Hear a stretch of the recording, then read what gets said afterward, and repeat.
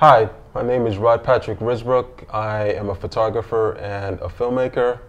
And today on SGL Spotlight, I have a guest here, Charly Dominguez, who's a visual artist. And today's focus is, we're just gonna focus on what he does and what his passions are. So we're gonna get into the interview right now.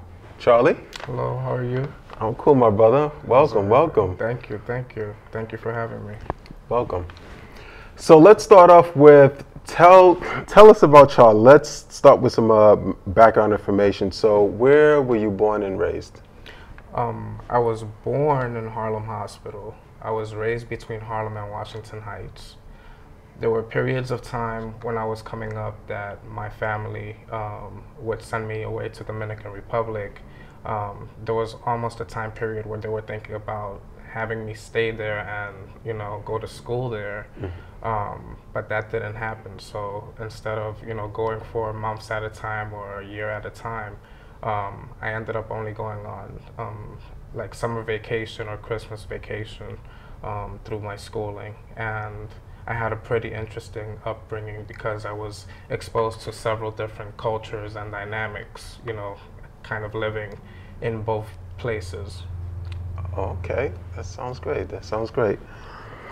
So at what age, and you can begin painting me as we talk here. So Charly's gonna do an African something here, African face paint here. So we're gonna talk, you know, as we go along here. So at what age did you start creating art? I've always been into the creative arts. I started out being more of a performance artist than being a visual artist, even though I was constantly creating, like just either drawing in my notebook. When I was in PS28 and UFBCL Daycare Center, I was exposed to a lot of different visual and performance arts. They actually had a program called Arts Connection, and through Arts Connection we were, you know, pretty much exposed to the different arts, and, you know, we were able to do arts and crafts, and I just kind of like naturally flowed with it and always did it but never thought much of it. My first actual love was dancing. So I always thought that I was going to become a dancer. You know, the visual arts was something that kind of like, it was born on its own, you know? Took on its own natural process. I didn't think anything of it, but a lot of people were exposed to it through meeting me, through, you know, coming into my life and, you know, kind of seeing it, and I was like, oh yeah, I do this. It wasn't something that, you know, I went to school for necessarily. It wasn't something that I thought was going to become, you know, what it has kind of turned into, which is mainly what I'm known for. Okay. So so growing up with all these artistic talents that you have, is there a particular influence? Is there any person, or was it going between the U.S. and DR that informed your work, that influenced you? Well, I would say the mixtures of cultures that I experienced and that I was exposed to definitely informs my work. My spiritual systems coming up and studying and practicing African, Caribbean, ritualistic systems, kind of born into that, and having to be in a setting that's more urban when I would be here, it was what informed the, you know, what was naturally coming from my work, which was, you know, the deities, the spirit world was informing my work, was, you know, showing up, and, you know, the background, the environment that I would have them in were kind of graffiti-esque. So it's like, here's the spirit world and the African tribes coming into the new world, which is, you know, the urban, the urban jungle. And I had to kind of like envision that and then kind of, put it into my artwork. And that's pretty much what it's been. It's been, tribal, it's been graffiti, and also futuristic tones. Mm-hmm. Is there a particular flavor of your work that you're more drawn to? More religious, urban, cultural, or does it matter, whatever comes to you? For me, I feel that art has become my religion. Okay. I believe that I, possess a in-depth spirituality where, I believe in the ancestors. I know them to be true. I know that system to be very much a part of my bloodline, my history, and it informs my everyday living. But art is the way that I communicate to the world. So it is an extension of my spirit. It's an extension of who I am. It's the way that I communicate my feelings, my innermost, thoughts, and everything that I may experience in my walk of life. Mm-hmm. Is expressed somehow in my body of work. Tribalism is definitely, as I'm painting your face, a modern tribalism is naturally coming about. Mm-hmm. While the tribes had a very specific way in which they would paint their face, either colors or patterns that were used in order to differentiate from other tribes, and also from social status in the tribe. My work is an extension of what I feel spiritually, or what informs me spiritually, but I also bring it into a modern twist, give it a modern flavor, because it's where I am. So it's what the evolution of tribalism has become. And why is it important to convey those messages in your work? I mean, why do you want people to see that? It's important to see it because it is my way of life. It is upholding a sense of spirituality that I feel has been lost. Mm-hmm. Showing that, we appear how we may appear now, but if we were back in our homelands, there's a certain way that we would live every day. If I couldn't adorn myself the way that I would like to every day walking out of my house, it would be in very elaborate garbs that represent the extension of my spirit, instead of these, garbs and costumes we gotta wear in order to fit into society. One of the things I love about your work, and it could make some people uncomfortable, but a lot of your work is androgynous. A lot of your work, whether you're painting somebody's face or painting your own face or doing sculpture work, or even doing easel work, I noticed that there's this blend of going from the masculine to the feminine and vice versa. So give the audience, a sense of what is that about? Well, I consider myself two-spirited. I consider myself multi-spirited, but in the sense of gender, I consider myself two-spirited. Let people, what does two-spirited means the two souls embody, that are embodied. So there's a male primary spirit and a female primary spirit that live inside of you.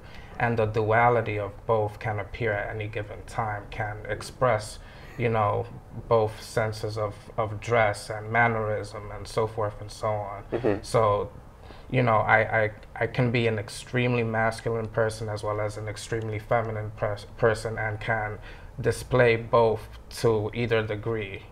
and that's just who I am. It's something that I believe many people are, but has been more difficult to embrace because in society we have to have, gender roles, there's expectations once we have gender, and there's a way in which you're supposed to behave or conform to because of your gender, which I think, in more modern day, it's, we're actually moving on from that in society, but I've learned it through a spiritual experience instead of, a novelty or some kind of cosmetic experience that is, for the sake of fashion or the sake of, having a gimmick to portray. I've actually gone through spiritual initiations and rituals that were about embodying the female spirit, embracing the woman's spirit guides, and being transformed into them. And I think that that's what's been the difference.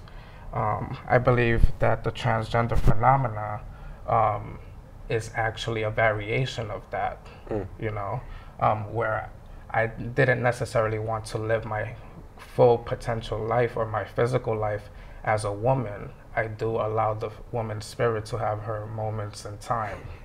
Yes, you do. There's no question about that. So, would it be fair to say that your work kind of is breaking boundaries as you inform people, as you move from the masculine to the feminine and everything in between? Do you feel as though you're breaking boundaries through your art? I don't know if it's breaking boundaries. I definitely feel that it is informing about a difference, another way of life, another experience. It's going against the grain of what people are expected to do or are born to believe. You know what I mean? I was just thinking that because Western society has these very rigid ideas of gender roles and such, and your work definitely goes beyond that. Yeah, I feel that one of the things that I have to do with my work, and I, not that I try to, it naturally happens, is that it doesn't allow too many people to influence it outside of my own personal experience or my spiritual experience. It's gonna be what it's gonna be, good, bad, and indifferent. It's not trying to sugarcoat anything. It's not trying to create a facade for any particular reason or to make other people feel comfortable. It is what it is, and it's an expression that's authentic, to my natural unfolding. So with this natural unfolding that you have you gotten any blowback from friends or family? Particularly with family, because sometimes with family we have religious differences. Yes. Yeah, I've experienced a little bit, not too much. I have people in my family who understand the ancient ritualistic systems, and then there's other people that don't necessarily agree with it. So there have been those minor conflicts, but it's been more of my process. And at the very least, they're like, oh, it's a nice piece of art. It's a nice work of art. They may not necessarily understand fully what it means or agree with its reference to spirit or God, but it is what it is, and it's pretty much take it or leave it. But I do know that my friends and my family have at least been supportive in the process of the making of the art. They do appreciate the creativity that comes from me, you know. So they may not like a particular piece or what a piece may stand for. It doesn't take away from their appreciation of me or my creative process. So tell me, where has your work been exhibitioned?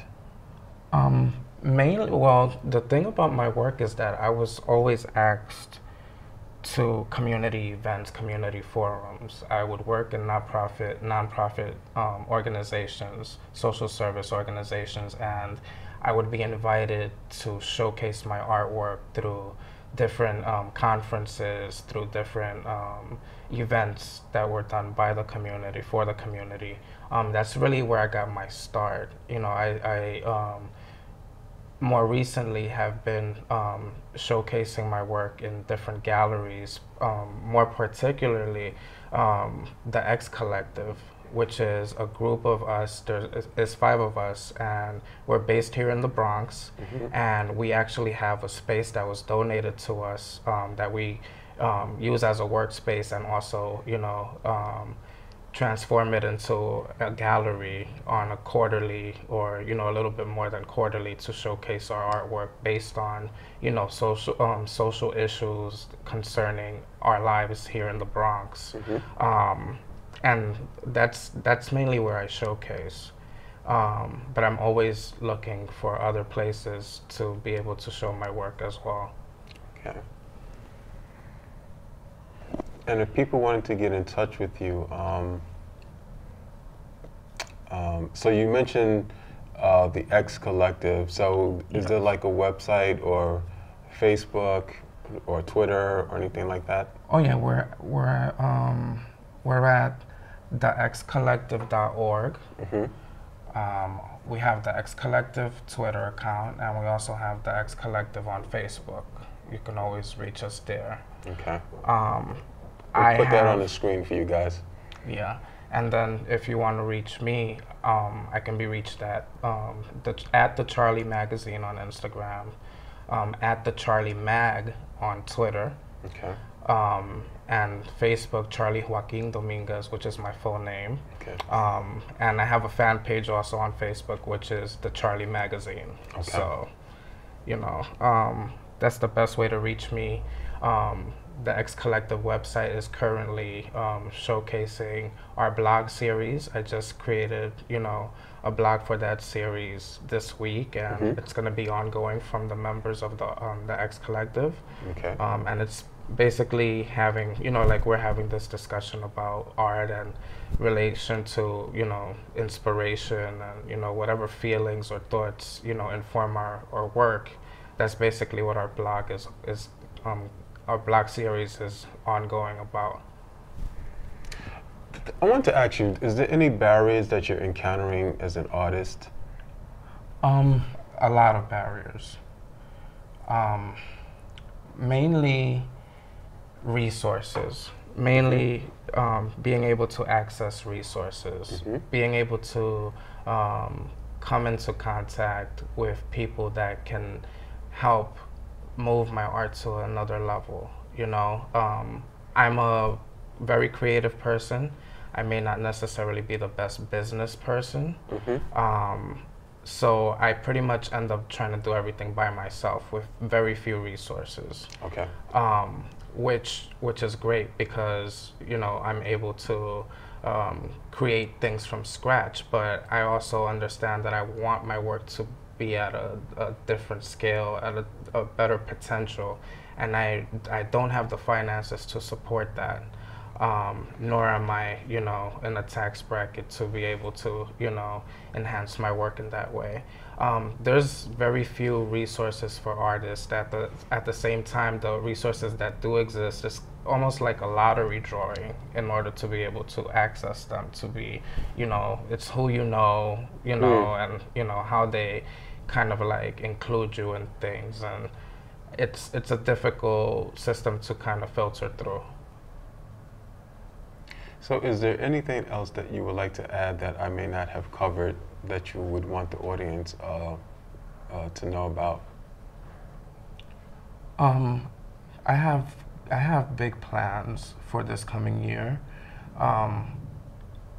Ongoing, I am always creating something, but more in particular, I'm working on a film project that will hopefully at least be in draft form by the end of 2014.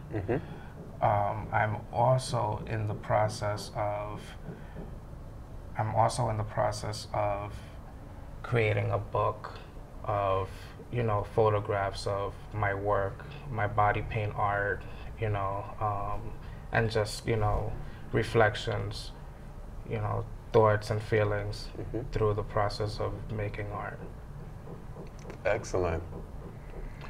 Well, I want to thank Charly here, you know, for painting my face and expressing his views, you know, as an artist. I really think it's important that we have these venues where we can, you know, express ourselves and let the world know what it is, you know, that we're doing. So this is SGL Spotlight, and until next time, see you later.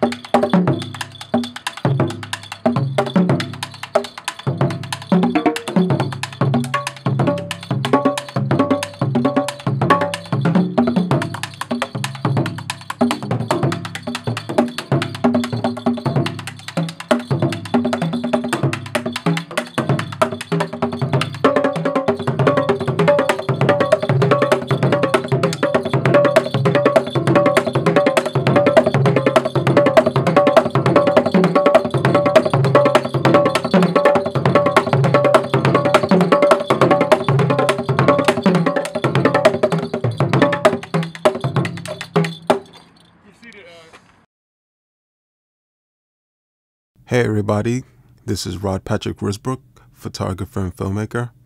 I want to share some final thoughts on the process of how this particular project came about, so you guys have some background information from a creative production standpoint.